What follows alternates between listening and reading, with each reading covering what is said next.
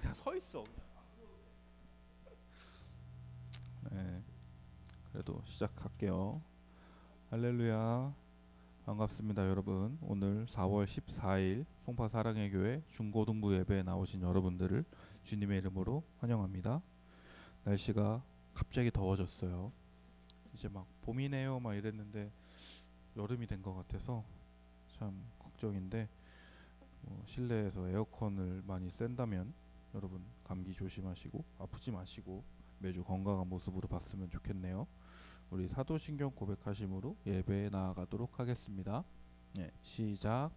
전능하사 천지를 만드신 하나님 아버지를 내가 믿사오며 그 외아들 우리 주 예수 그리스도를 믿사오니 이는 성령으로 잉태하사 동정녀 마리아에게 나시고 본디오 빌라도에게 고난을 받으사 십자가에 못 박혀 죽으시고 장사한 지 사흘 만에 죽은 자 가운데서 다시 살아나시며 하늘에 오르사 전능하신 하나님 우편에 앉아 계시다가 저리로서 산자와 죽은 자를 심판하러 오시리라.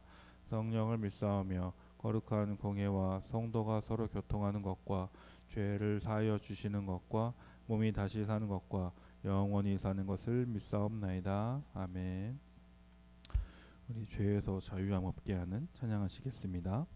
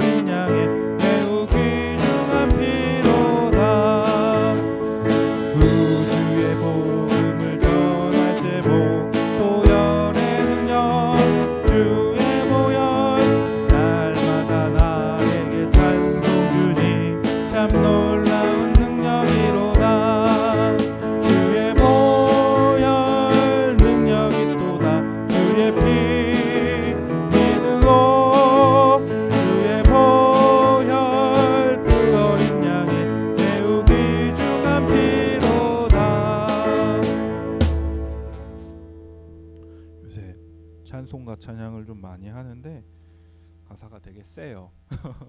되게 근데 찬송가 가사에도 저는 힘이 있다고 생각을 합니다. 우리 능력 있는 주의 보혈을 믿으면서 이어서 약한 나로 강하게 찬양하시겠습니다.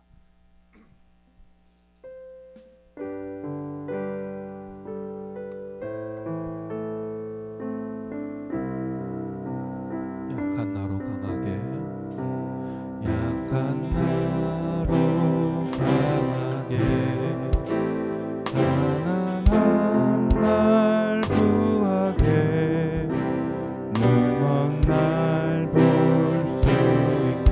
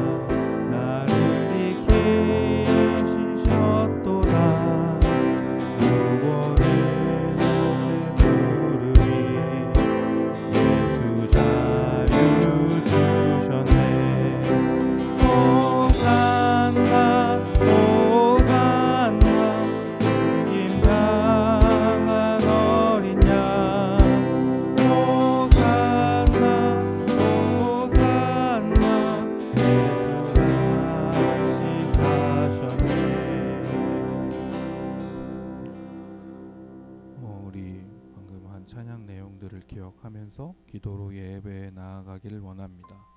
얼마 전에 부활절이었죠.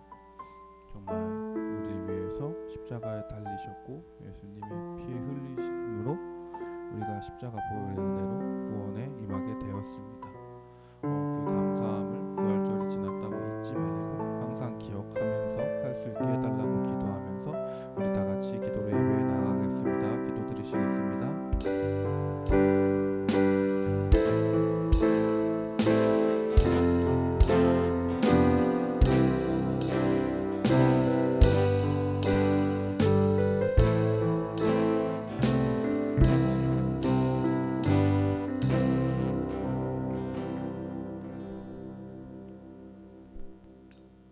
사랑과 은혜가 풍성하신 하나님, 오늘도 이 자리에 나와 하나님을 찬양하고 예배 드릴 수 있게 허락해 주신 은혜에 감사드립니다.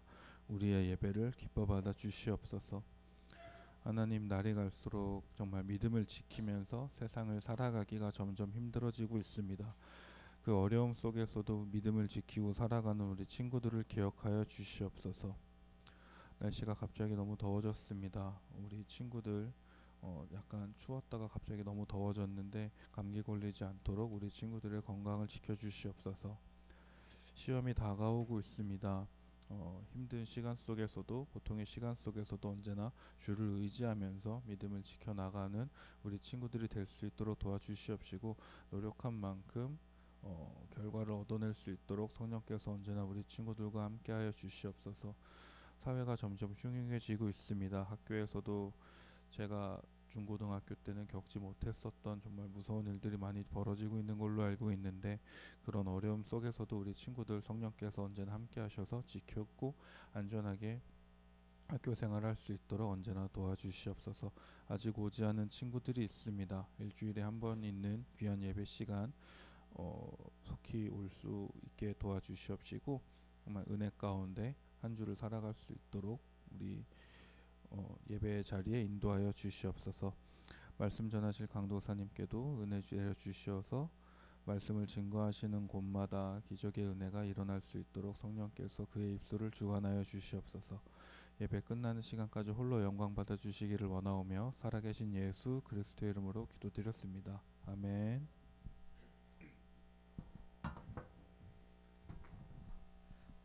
네, 여러분 반갑습니다. 한 주간 잘 지냈어요? 네. 말씀하신 것처럼 좀 많이 더워진 것 같아요, 날씨가. 근데 뭐 또 내일 비 온다고 그러기도 하고 날씨가 막 왔다 갔다 하니까 여러분 진짜 건강 주의해야 될 것 같아요. 자, 오늘 같이 함께 나눌 말씀은 예레미야 29장 말씀입니다. 예레미야 29장 10절에서 14절.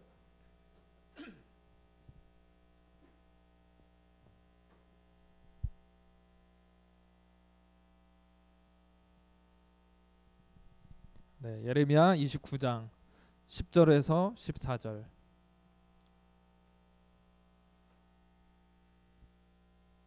찾았나요? 램을 찾으면 됩니다. 램이라고 써 있어요. 성경. 네.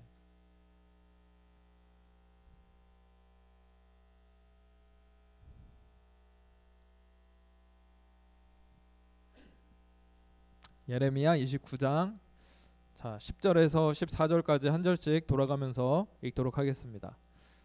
여호와께서 이와 같이 말씀하시니라. 바벨론에서 70년이 차면 내가 너희를 돌보고 나의 선한 말을 너희에게 성취하여 너희를 이곳으로 돌아오게 하리라.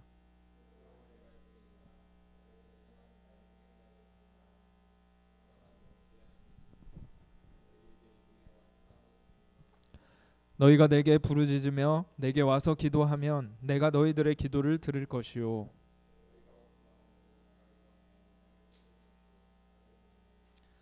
함께 읽겠습니다. 이곳은 여호와의 말씀이니라. 나는 너희들을 만날 것이며 너희를 포로된 중에서 다시 돌아오게 하되 내가 쫓아 보내었던 나라들과 모든 곳에서 모아 사로잡혀 떠났던 그곳으로 돌아오게 하리라. 이것은 여호와의 말씀이니라. 아멘. 자, 오늘 이 말씀을 가지고 최악의 상황 속의 약속이라는 제목으로 말씀을 함께 나누려고 합니다. 근데 오늘 말씀은 지난주에 우리가 좀 살펴봤던 말씀 혹시 기억나요? 지난주에 그 안식년 관련해서 이제 말씀을 하면서 이 예레미야의 약속이 예언이 성취된 것을 이야기했어요. 근데 오늘은 그 말씀인데 되게 유명한 성경 구절 중에 하나예요. 오늘 읽었던 말씀이. 근데 오늘 우리가 5절 읽었잖아요. 5절 말씀에서 이것은 여호와의 말씀이니라. 아직 성경책 피고 있는 친구 있어요? 다 덮었죠?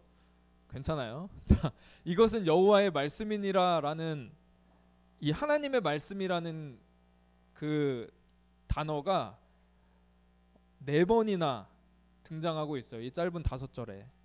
이게 분명히 하나님의 말씀이라는 것을 강조하고 있으면서 이스라엘 백성들을 향한 하나님의 마음이 이렇다라는 것을 분명하게 드러내고 있는 말씀인 거죠. 근데 그 분명한 말씀의 핵심이 무엇인가? 11절 여호와의 말씀이니라 너희를 향한 나의 생각을 내가 아나니 평안이요 재앙이 아니니라 너희에게 미래와 희망을 주는 것이다. 그러니까 하나님이 이스라엘 백성들에게 품고 있는 마음은 뭐냐면 평안이고 재앙이 아니라는 거예요. 너희에게 미래와 희망을 주는 것이라. 특별히 지금 남유다가 바벨론의 포로로 끌려가 있는 상황이기 때문에 이 말씀이 이스라엘 백성들에게는 굉장한 소망이 되는 말씀이기도 했을 거예요. 근데 이건 우리한테도 동일하게 주시는 말씀이죠. 하나님이 저와 여러분한테 품고 계시는 마음이 이런 마음이라는 거죠. 평안이고 재앙이 아니다. 우리에게 미래와 희망을 주시는 그 하나님의 마음.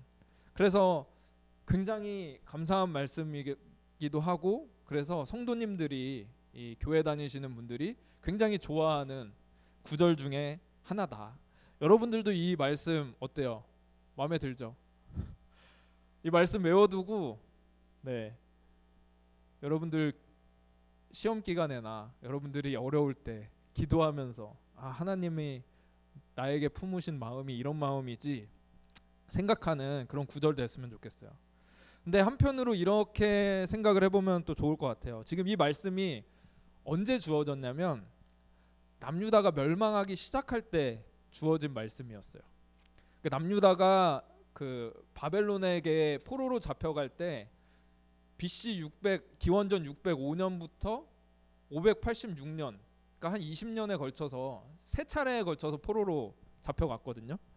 1차, 2차, 3차에 포로로 잡혀갔는데 두 번째 포로로 잡혀간 이후에 예레미야가 그 바벨론 땅 포로로 잡혀간 사람들한테 보냈던 편지에 쓰여져 있는 내용이었어요. 근데 그 편지 내용이 뭐였는지 아세요? 이렇게 말하는 거예요. 너희는 포로로 잡혀온 이곳에서 터전을 마련하고 농사도 짓고 결혼해서 자녀도 낳고 사로잡혀간 그 땅을 위해서 기도해라. 그러니까 바벨론 땅을 위해서 그 땅이 평안하기를 기도해라. 이 땅이 평화롭고 좋아야 너희들도 평안하게 살 수 있다. 이 말씀을 예레미야가 편지로 써서 포로된 사람들한테 보낸 거예요. 그리고 오늘 우리가 아까 읽었던 말씀 70년이 차면 다시 이스라엘 땅으로 돌아오게 하겠다. 이렇게 말씀을 하고 있는 거죠. 근데 여러분 생각을 해보면 이게 과연 평안이요 재앙이 아니라고 하신 말씀이 맞나요, 여러분? 하나님이 평안이요 재앙이 아니라고 말씀하셨는데 지금 이스라엘 백성들이 처한 상황이 과연 평안이고 재앙이 아니라고 말할 수 있을까? 우리들이 만약에 이러한 상황에 처해 있다면 이걸 어떻게 받아들일 수 있을까요? 사실 지금도 이스라엘 지역이 지금 분쟁으로 인해서 전쟁이 치러지고 있죠. 그리고 우크라이나 러시아 전쟁도 아직 끝나지 않고 있고, 그러니까 지금도 이렇게 막 전쟁에 피해를 당하고 희생되고 있는 사람들이 여전히 있다. 지금 우리는 여기서 되게 평안하게 지내고 있지만 지금도 굉장히 어려운 상황 속에 처해 있는 사람들이 분명히 존재하고 있다라는 거죠. 그리고 우리나라만 해도 한 100년 전쯤 생각을 해보세요. 일제강점기에 나라를 빼앗긴 그 슬픔, 그런 뼈아픈 시기가 있었잖아요. 근데 그렇게 포로로 우리가 잡혀갔을 때, 여러분이 만약에 포로로 잡혀갔을 때 그 나라에 잘 적응하고 거기서 살아라. 그 나라가 평안하기를 위해서 기도해라. 그게 너희가 평안할 길이다. 이런 말씀을 하신다면 여러분들 그게 어떻게 받아들여질 수 있겠어요? 아니 이게 어떻게 평안이고 소망이라고 말할 수가 있는 걸까? 70년만 버티면 된다고 하는 게 70년이 말이 70년이지 그게 평안이라고 할 수 있는 걸까? 이런 생각이 들지 않겠어요? 그리고 하나님께서는 그 땅에서 먹고 살면서 자녀를 낳고 번성하는 것이 너희의 사명이다. 이렇게 이야기를 하는 거예요. 근데 여러분들도 지금 나의 꿈을 찾고 내가 어떤 일을 하면서 살아야 될지 비전을 찾고 그렇게 살아가고 있잖아요. 그렇죠? 그걸 찾아가는 단계인데 근데 여러분들이 만약에 포로로 잡혀가 있으면 꿈이 어디 있고 비전이 어디 있겠어요? 내가 하고 싶은 일이 어디 있어요? 그냥 그 자리에서 그 포로된 현실에서 살아내는 것 그냥 거기서 살아가는 것에 급급한 그런 삶이 펼쳐지지 않겠어요? 그것이 사명이라 너희의 사명이다 이렇게 말씀하시면 여러분들은 어떤 마음이 들까요? 요즘 시대 특히 그렇죠. 야 너희들 사명은 자녀를 많이 낳고 번성하게 하는 것이 너희의 사명이야. 이런 이야기를 하면 아니 그럼 내 인생은 뭔데요? 그냥 애 낳고 번성하게 하는 게 내 사명이라고요? 이렇게 아주 반발할 수 있는 그런 사람들이 굉장히 많이 있을 거예요. 근데 그게 지금 이스라엘 백성들한테 주신 사명이라고 말씀을 하고 있는 거잖아요. 지금 이렇게 포로로 잡혀간 사람들 중에서 여러분들이 잘 아는 다니엘도 1차 때 포로로 잡혀간 사람이었어요. 그러니까 여러분 나이에 아마 나이가 정확하게 나와 있진 않지만 여러분 나이 또래에 포로로 잡혀가서 바벨론에서 그러니까 타국에서 평생을 살아야 했던 그런 인생을 이 다니엘도 살게 된 거죠. 다음 주에 이제 다니엘에 대해서 나누게 될 텐데 이렇게 내가 원하지 않았는데 포로로 평생을 살아가야 되는 그 삶의 현실 이거를 가지고 평안이요 재앙이 아니다라고 말할 수가 있을까? 여러분들은 어떻게 생각하세요? 내일 모레가 무슨 날인지 혹시 아는 사람? 4월 16일인데 네? 생일이요? 뭐라고 하셨죠? 스승의 날이요? 스승의 날 5월 달이잖아요. 4월 6일은 제 생일이에요, 여러분. 그래서 4월 16일은 이제 내일 모레 4월 16일은 세월호 참사가 일어난 지 10주년 되는 날입니다. 그 여러분들 나이 또래잖아요. 고등학생들이었잖아요. 고등학생들을 여러분 나이의 자녀들을 한순간에 잃어버린 부모님들의 마음. 근데 그 가족들의 마음을 우리가 어떻게 헤아릴 수 있을까? 이런 생각이 들어요. 근데 그 중에는 신앙을 가진 부모님들도 분명히 계셨죠. 근데 그 시간이 벌써 10년이나 지난 거예요. 그렇게 참 힘들고 아픈 그 경험을 가지고 지금 10년째 살아가고 계신 거죠.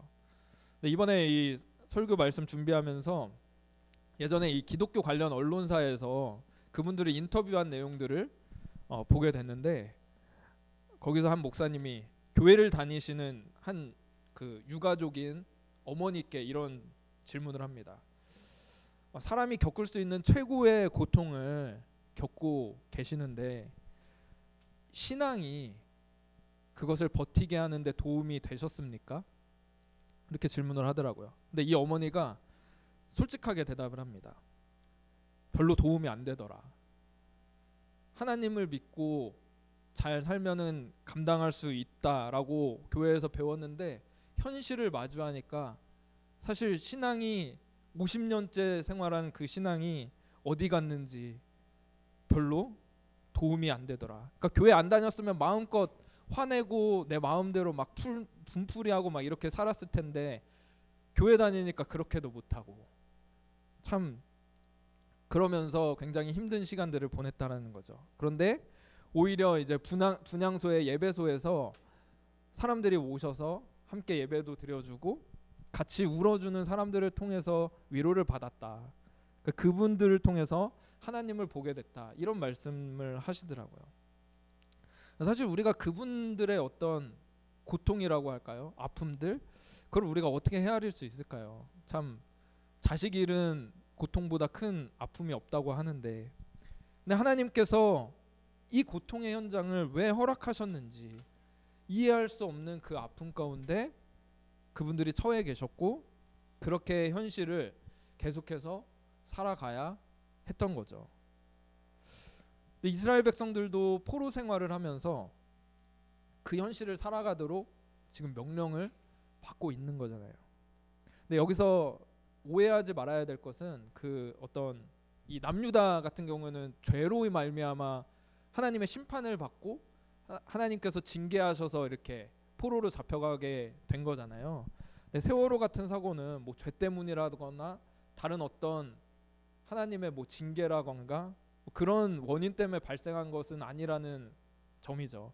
또 우리가 이게 왜 발생했는가 이런 것들을 다 이해할 수가 없기 때문에 우리가 할 수 있는 거는 아까 그 어머니께서 말씀하신 것처럼 옆에서 그냥 같이 울어주는 거, 그냥 그분들 옆에서 함께 해주는 것밖에 없는 것 같아요.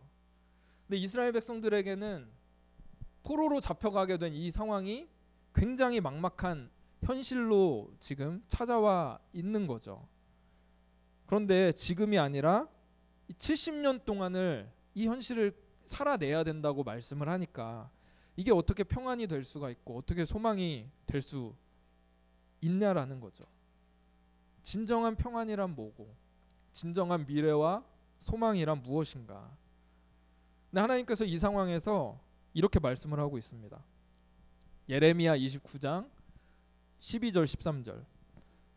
너희가 내게 부르짖으며 내게 와서 기도하면 내가 너희들의 기도를 들을 것이요 너희가 온 마음으로 나를 구하면 나를 찾을 것이요 나를 만나리라. 근데 하나님께서 분명하게 말씀하셨잖아요. 너희가 70년이 지나면 포로에서 다시 돌아가게 만드실 것이고, 하나님께서 그렇게 약속을 하시는데 70년이라는 시간을 지나야 된다고 말씀을 하시는데, 그리고 그 시간들을 하나님께서는 바꾸실 생각도 없고 그 포로 생활에 적응하면서 너희들이 살아야 된다라고 말씀을 하시는데, 근데 너희가 나한테 부르짖으며 기도하면 내가 기도를 들어줄 것이다 이렇게 말씀을 하고 있어요. 무슨 기도를 들어준다는 거죠? 그 70년을 바꿔주시겠다는 건가? 근데 그렇게 하실 생각이 없으시다고 말씀을 하신 거잖아요. 포로 생활을 적응하고 살아야 된다라고 말씀을 하신 거잖아요. 근데 내가 너희의 기도를 들을 거다. 뭘 기도하라고 하시면서 왜 기도하라고 하시는 것일까? 근데 사실 우리의 목적은요, 이스라엘 백성들의 목적은요, 바벨론 포로에서 그냥 빨리 벗어나고 싶은 것이 목적이었던 거죠. 내가 가진 문제들, 나한테 처한 이 현실을 좀 해결받고 싶은 게 이스라엘 백성들의 목적이었어요. 그렇지만 하나님은 그게 목적이 아니신 거죠.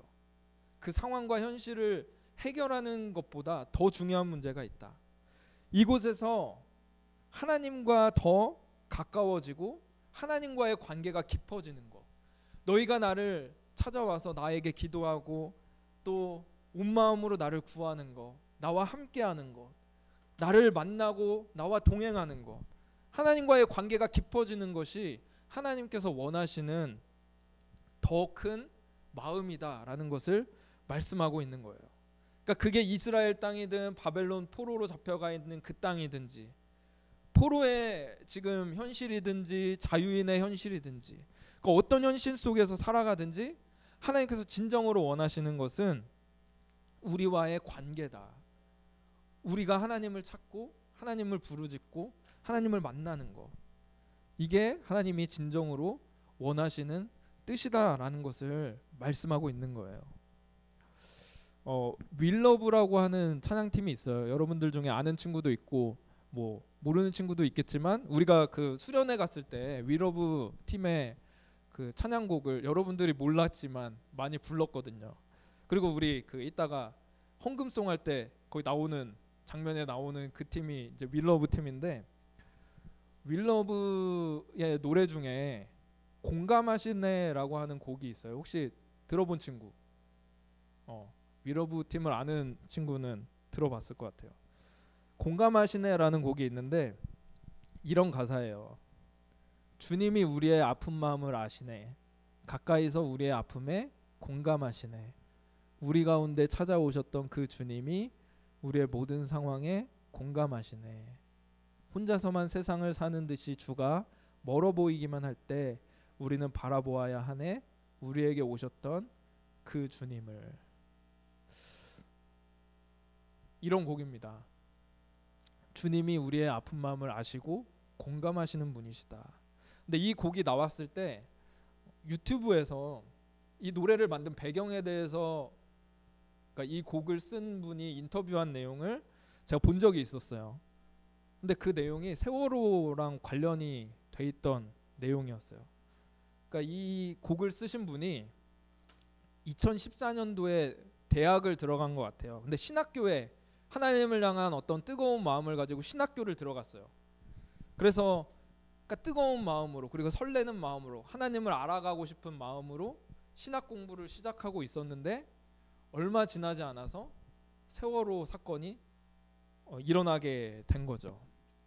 근데 이 사건을 바라보면서 이 곡을 쓴 분이 굉장히 마음이 이제 피폐해지기 시작했고 신앙도 무너지고 방황을 하기 시작했다고 그래요. 사실 저도 이제 생각을 해보면 그때 당시에 제 주변에도 이 사건을 보면서 하나님은 정말 선한 분이 맞냐고 질문했던 청년들이 많이 있었던 것 같아요.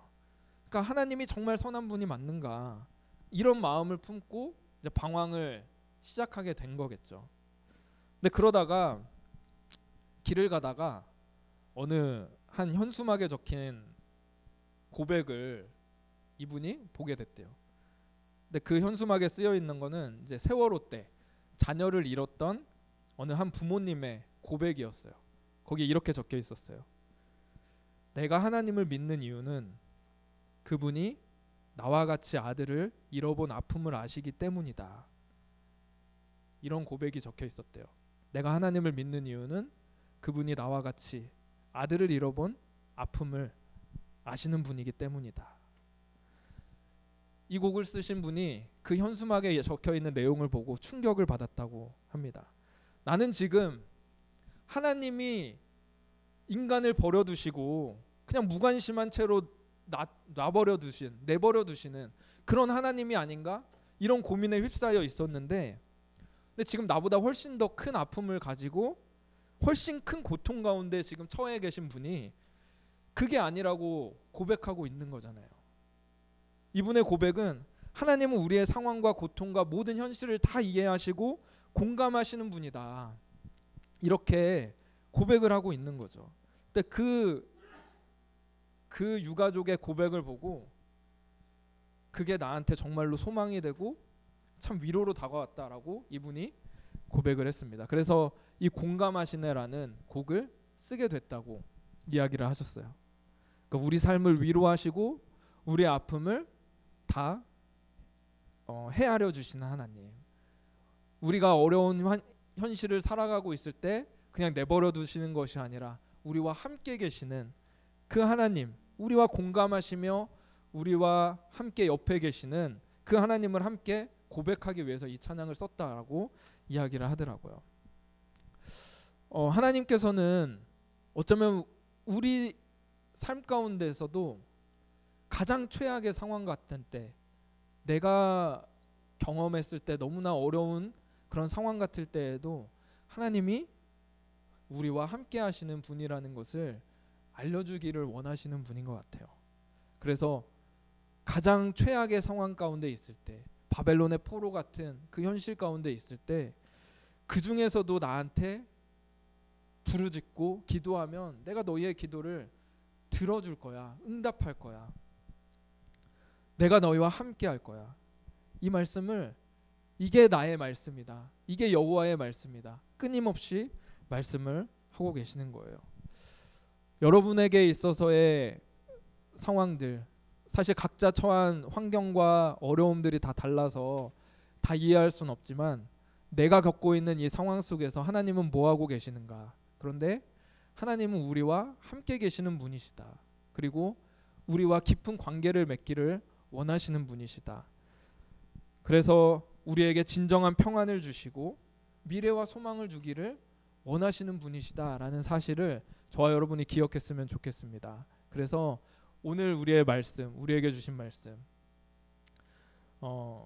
하나님은 우리를 향한 평안과 미래와 희망을 주시는 그 하나님이시다라는 사실을 기억하면서 그 주님을 붙잡으며 나아갈 수 있는 우리 저와 여러분 됐으면 좋겠습니다. 자, 오늘 말씀 생각하면서 잠깐 기도했으면 좋겠어요. 오늘 우리가 하나님의 말씀을 함께 나누었습니다. 하나님께서는 우리를 향해서 말씀하십니다. 나의 생각은 평안이요 재앙이 아니니라. 너희에게 미래와 희망을 주는 것이니라. 하나님께서 우리에게 끊임없이 말씀하십니다. 하나님, 우리가 참 재앙과 같은 어떤 그런 현실 속에 놓여 있더라도 하나님은 우리를 향해서 품으신 마음을 돌이키지 않으십니다. 우리를 향해서 끊임없이 살펴보기 원하시고 우리를 품어주기 원하시고 우리와 함께 하시기를 원하시는 하나님. 때로는 우리가 그 문제를 해결하기를 원하지만 그것보다도 하나님께서는 우리와 함께 하기를 원하시는 그 하나님이신 줄 믿습니다. 그 하나님을 바라보면서 그 주님을 붙잡고 나아갈 수 있는 우리 중고등부 될 수 있도록 인도해 달라고 지금 고백하면서 함께 같이 기도하도록 하겠습니다. 기도하겠습니다. 하나님 아버지,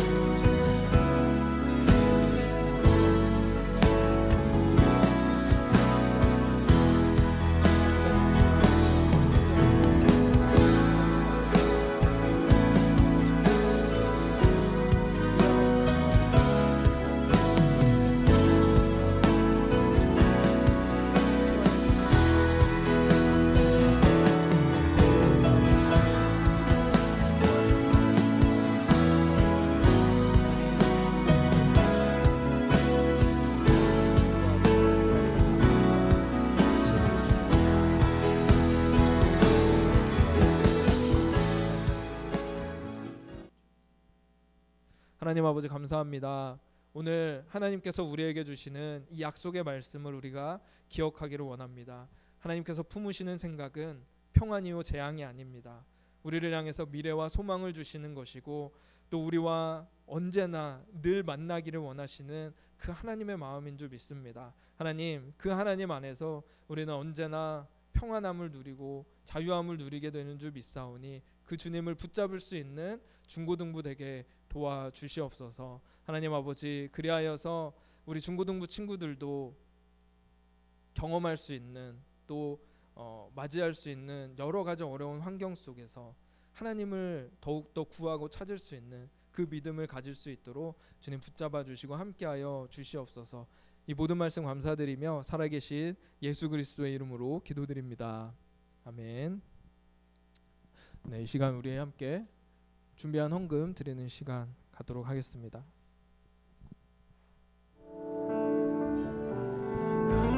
무엇과도 주님을 바꾸지 않으리. 다른 어떤 은혜 구하지 않으리. 오직 주님만이 내 삶의 도움이시니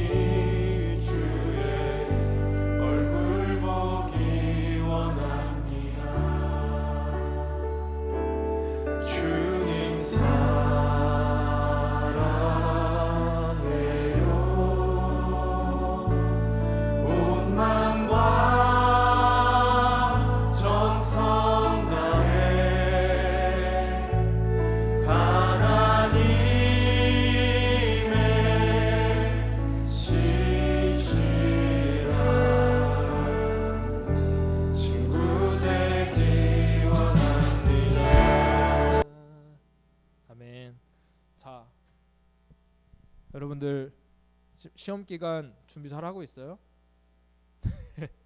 네, 지금 날씨가 따뜻해졌는데 쉬엄쉬엄 밖에 날씨도 잘 누려가면서 여러분들 학업도 잘 감당하는 친구들 됐으면 좋겠습니다. 오늘은 특별한 광고는 없고 끝나고 이제 공과 모임을 가지면 되겠습니다. 우리 같이 주기도문하고 예배 마치도록 하겠습니다. 시작. 하늘에 계신 우리 아버지여, 이름이 거룩히 여김을 받으시오며 나라가 임하시오며 뜻이 하늘에서 이루어진 것 같이 땅에서도 이루어지이다. 오늘 우리에게 일용할 양식을 주시옵고 우리가 우리에게 죄 지은 자를 사하여 준 것 같이 우리의 죄를 사하여 주시옵고 우리를 시험에 들게 하지 마시옵고 다만 악에서 구하시옵소서. 나라와 권세와 영광이 아버지께 영원히 있사옵나이다.